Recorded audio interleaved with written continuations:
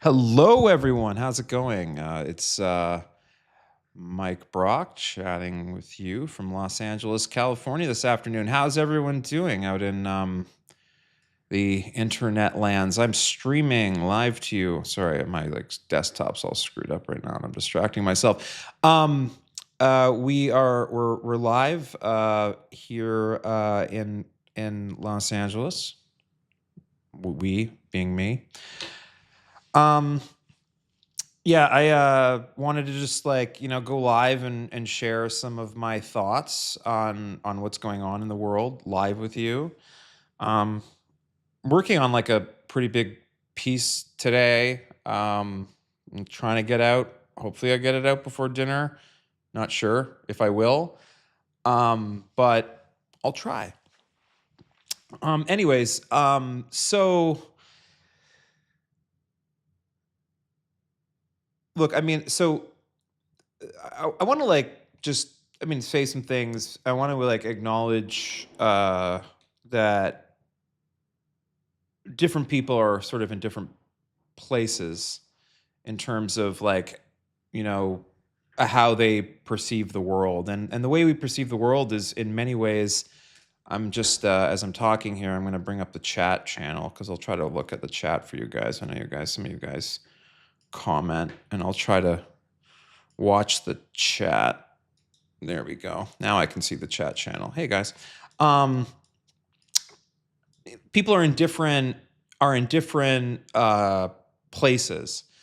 Some people are tuned out of politics. I had a pretty alarming conversation today with somebody who wasn't even aware. I mean, they were like faintly aware, like they were aware that a woman had been shot by ICE in Minneapolis. And this person's like a relatively like senior executive at a pretty big company. You'd know their name. And, they were sort of shocked to sort of see some of the videos I sent them of the size of the protests. They just had no idea the protests were as big as I was telling them. They felt that I was exaggerating until I actually sent some videos over. And I kind of find that like kind of shocking. And I always sort of like prod some people to sort of like ask them like why is it that you don't like perceive that this is happening. And sometimes I get things like I just don't trust the mainstream media. I just like prefer to like get my news from there's some podcasts I listen to or whatever because like I trust that more. And there's a big segment of the American population that gets their worldview through commentary. Now I'm giving you commentary right now. I do not recommend that you get your entire worldview from me. That would be a mistake. I'm not a journalist. Um, I'm doing public philosophy and commentary, some of it quite critical, cultural critique, polemic. I'm doing all of that, and I'm grateful that you value my opinion. But you shouldn't be getting your entire worldview from me. Now, a lot of people have moved into a mode where they sort of find that parasocial or set of parasocial relationships that they use to formulate their world opinion. And this has been a interesting cultural development in our culture. And it worries me, and I'm going to walk you through what I'm worried about in this. So this is going to be maybe a different topic that people might not expect me to talk about, or will be surprised to sort of hear some of the things I'm about to say. But I've been studying this very closely now for a year. I've gotten to chat with some of the smartest minds in the world about some of these topics. Some of them I've gotten to know personally and chat with, and I've certainly shared some of my thoughts on this. In May, I wrote a piece. It's actually the second most read piece on Notes from the Circus. The title of it was I have it right here, so I wouldn't misspeak. But the piece is called "The Emergency We Cannot Feel on the Psychological Unreadiness for American Collapse." And what I was getting at back in May, and what I'm going to walk you through now, is something that I'm really worried about for people in the coming days. Because look, I believe that Donald Trump's days as president are going to come to an end sooner rather than later. Because I believe that these protests are going to escalate. I believe that it's going to become impossible for him to hold on to power, and we should talk about like what might happen to cause that. Maybe we can talk a little bit about that at the end. Maybe I'll do a little bit of Q&A with people. I'll tell you like where I think this is going, but I want to talk about you and your friends and your family, your colleagues at work. So I'm going to adjust the microphone and get this properly pointed at me.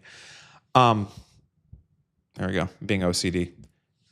So you have a bunch of people out there, and they don't actually perceive reality as it is on the ground. And reality on the ground in the United States right now is that we are seeing a rising pattern of civil unrest focused mainly in Minneapolis. The site of the killing of Renee Good at the hands of an ICE agent, which recent polling shows that only 20 some odd percent of Americans think was justified, with strong majorities indicating that it was a unjustified killing of a U.S. citizen by her government. And I'm seeing something that in some senses surprises me to the positive, not to the negative, which is that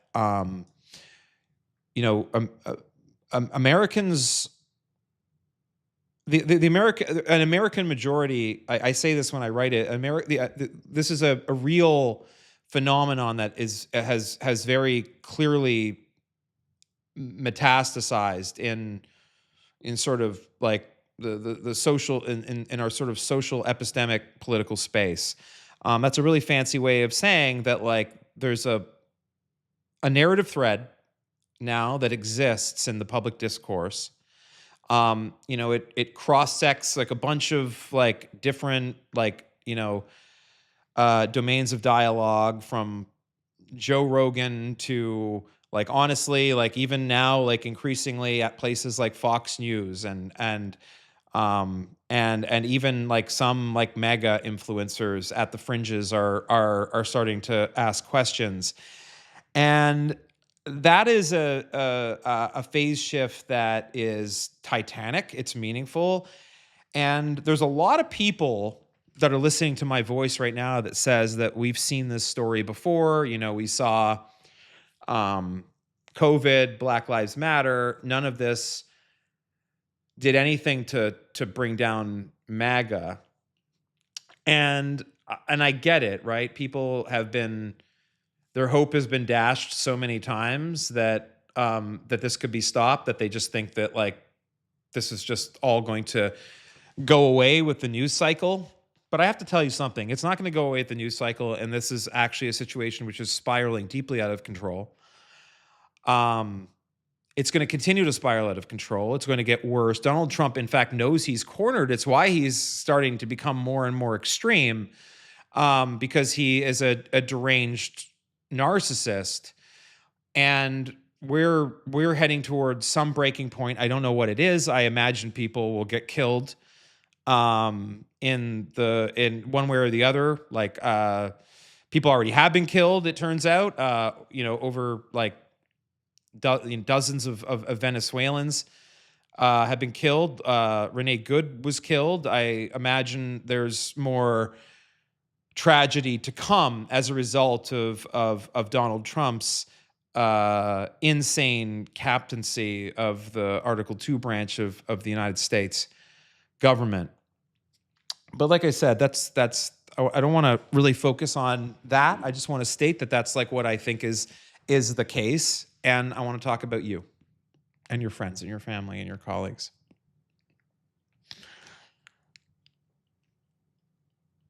Most Americans aren't really ready to sort of process what's about to happen.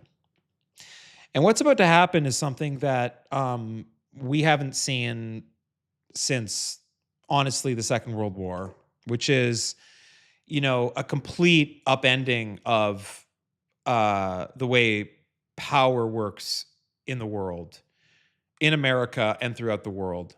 We're starting to see the rough contours of that, but like the thing is that when power shifts, there's winners and there's losers in power games. And I observe, this is my observation, this is my opinion. In the coming days, like I will either be seen to be engaged in exaggeration. I don't think so. I think this video will age quite well. We'll see. But it is my belief that that the people in power are legally exposed for criminal wrongdoing, and that the scope of that criminal wrongdoing is prodigious in scope, unlike anything we've seen before. I believe that like it's a scandal of scandals, thousands of scandals.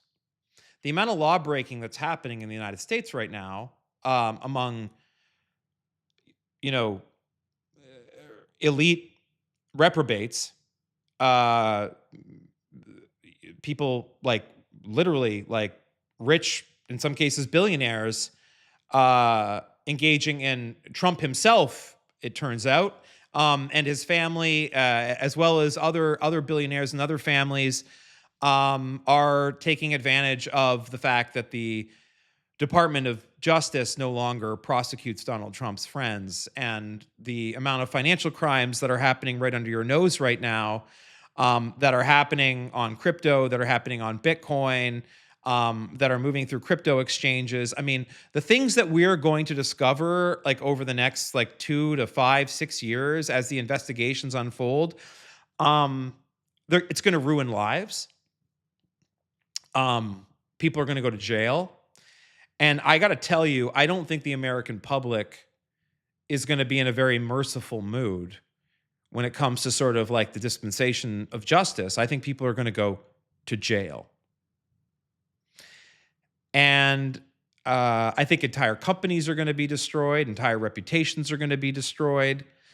And this is going to be catastrophic. And a lot of innocent people are going to get hurt. Like a lot of families, a lot of little children who are at a private school right now in like Miami or New York City or whatever like that don't know that daddy is about to go to jail and lose all his money, and their life is about to become not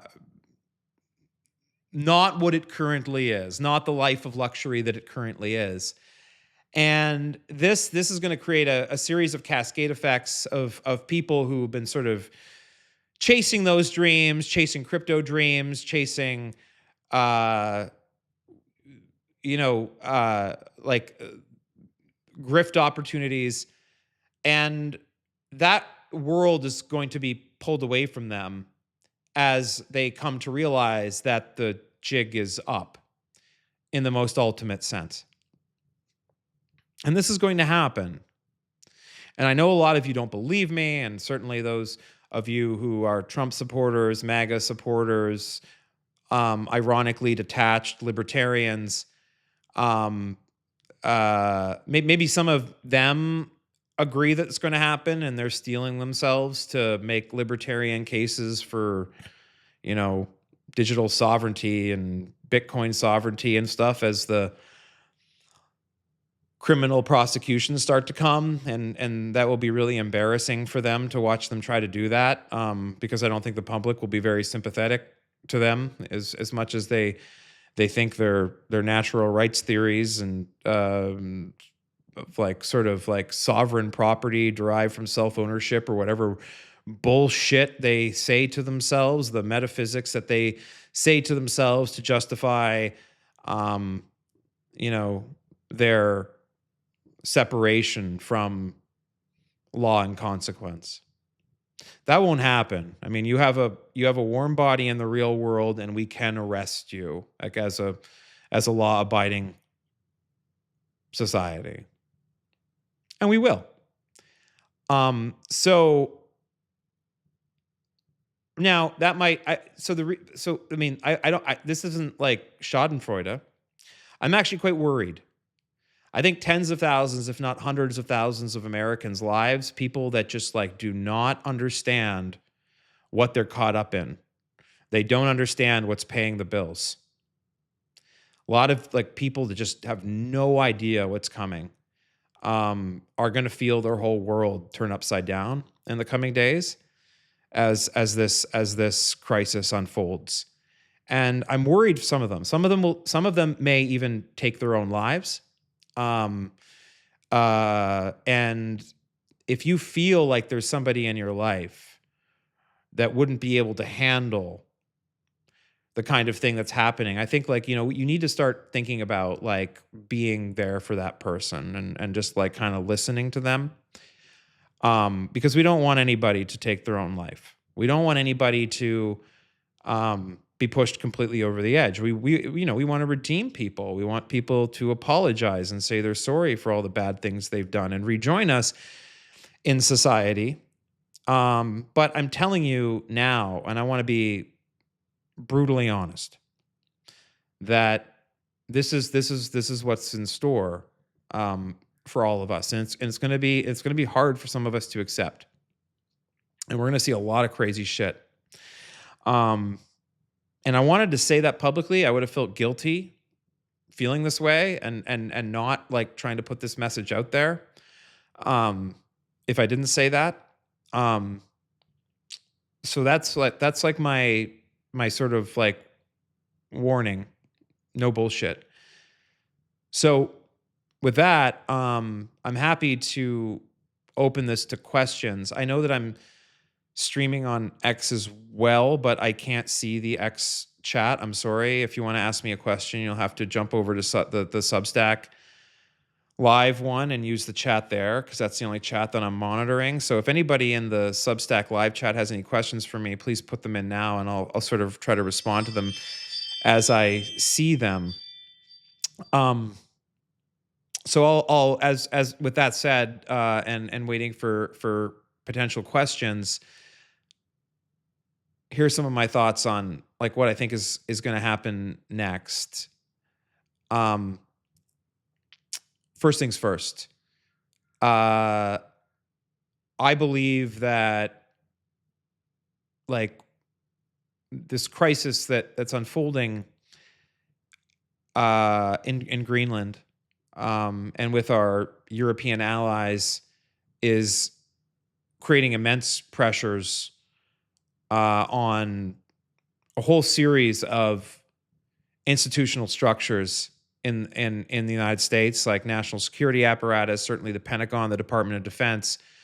It's, I mean, it goes without saying that the senior brass at the Pentagon, the General Corps, must be alarmed by this. They understand the importance of these alliances. They understand that like killing European soldiers in Greenland and seizing that continent by force will be the kind of thing that for which like Nuremberg like trials will be held. I mean, like this, like they know that.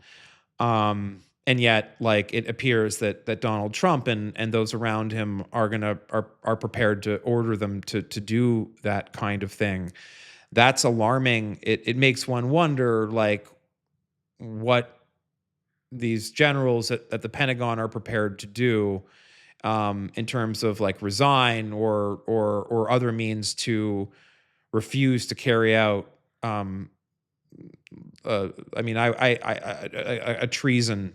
I would consider that treason against the United States to carry out those orders, especially considering we've now seen polls that show upwards of 90% of Americans oppose this, that a war with Greenland would require congressional approval under the Constitution. The decision to declare war and to fund war is a power that rests with and exclusively to the Article 1 branch of our, Madisonian Republic.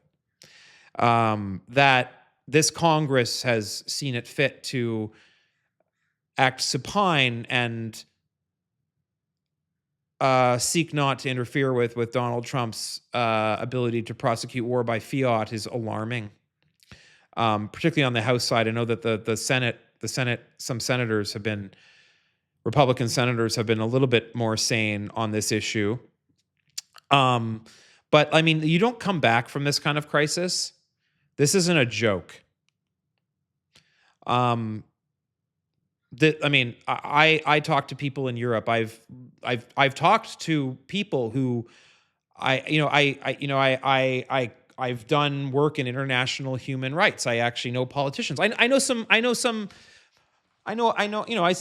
politicians in the Ukrainian parliament. Like I know people. Like I know and I talk to some of these people, and these people are scared. And, we have these MAGA assholes and these like Bitcoin assholes who are laughing out. This is a big joke. The Europeans will never fight us. They'll back down. This is just Donald Trump and art of the deal. These are unserious people. And like the idea that like we would give them money and invest in their businesses and take them seriously and our fellow citizens who like opine and think like, oh, fuck, you're just so overreacting. Europe is overreacting. Macron is overreacting. Look at all our dumb, stupid allies with their TDS. Look at Mike Brock with their TDS. Like, look at you and how fucking unserious you are. You should be ashamed of yourself. Anyways, we have one question from John F. Leary. What was Trump giving the finger to a blue-collar worker? Why was Trump giving the finger to a blue-collar worker, not front page news all around the world? Well, I mean, to be fair, I mean, like the imminent invasion of Greenland and imminent bombing of Iran and potential imminent bombing of cartel interests in Mexico has the world somewhat distracted from U.S. internal politics. I think that's the answer. I don't mean to be curt, but I mean people focus on the things that affect them most, and those things I would suspect top the list more than Donald Trump's display of disrespect. So someone else is asking if like the economy might crash and to explain. I mean, yeah, I mean like yes, I mean I think we're at intense risk of a global financial crisis of some kind when we're talking about completely breaking up the Western alliance, that international agreements are no longer functional, like treaties are just recommendations. This creates like massive investment risk for foreign domestic investment. Like people don't want to invest money if they don't think they can get money out. They don't want to invest money if they think it's going to get like tied up in political favoritism or cronyism. I mean, stable rule of law is like the sort of thing that kind of greases the wheels of international finance. And so if you pull the rug on all that stuff, like you set the conditions for some potentially like very dangerous chains of events that could bring the global economy to its knees. Now, like these Bitcoin assholes and these crypto assholes want that to happen. They want the financial system to crash, and what they expect to happen when that happens is they're all going to show up and they're going to be like, "Hey guys, you can all just use Bitcoin and crypto now." Well, we're all sort of like, figuring out like how to get our next meal. These are not serious people. Some of them are, they fancy themselves as like the great revolutionaries that are going to set up sort of network states and sort of self-sovereign communities and like what did Hans Hermann Hoppe call them in his like stupid fucking book, Covenant Communities? I mean, they all have insane theories for this world. They've read books like Snow Crash, and they've been inspired about like the certain future that was sort of predicted by the sovereign individual book that was written in the late 1990s. I mean, they're just fucking like feudalists who are just trying to use dumb propaganda dorm room philosophy to convince you that your freedom depends on giving like giving them business, basically, buying their book, bidding up their Bitcoin token and their crypto token, and they think it's selling freedom. I mean, the one thing that no one ever mentions in the Bitcoin human rights world is that, um, isn't it convenient that all you Bitcoin human rights activists with all your Bitcoin investment are going to suddenly become the richest people in the world, if your vision comes to pass? And you'll say, well, that was just, obviously, like, I deserve that. I was an early adopter and an evangelist of all of this. But like, then you kind of like look a little bit closer and you kind of squint and you're like, but like, you supported Donald Trump, or maybe you didn't support Donald Trump, but you said Trump was the lesser evil than Kamala. And then you like justified all this and said, but the left is worse. And then I'm like, do I really want someone like you to be the richest person in the fucking world and have all the power when the system collapses? Like, you're like you that fucking basically just sits around, like hangs out on the beach down in El Salvador or Costa Rica or where the fuck you've sort of decamped. You don't even give a shit about this country. Like, I mean, like the idea that like I would want you to be like the power centers in a new world. I mean, like, fuck that. Seriously, fuck that. I don't apologize for that sentiment, right? I mean, some of you who I know personally who are probably feeling very attacked by my words, um, I mean, you like turned your back on me, said I had Trump derangement syndrome. If I had said any of this would happen, you would have suggested that I was being a hyper partisan, that I was engaged in exaggeration, that Kamala would be at least as bad, if not worse, than Trump, that Trump was the peace president, that Tulsi Gabbard and JFK were going to sort of restore the soul of America. And people should listen to you. People should listen to you at this point. Really. Okay. I mean, I intend to spend the rest of my life suggesting to other people that they do not listen to you about your opinions about literally anything. So like, that's like, I think that's fair, like, given what's happening.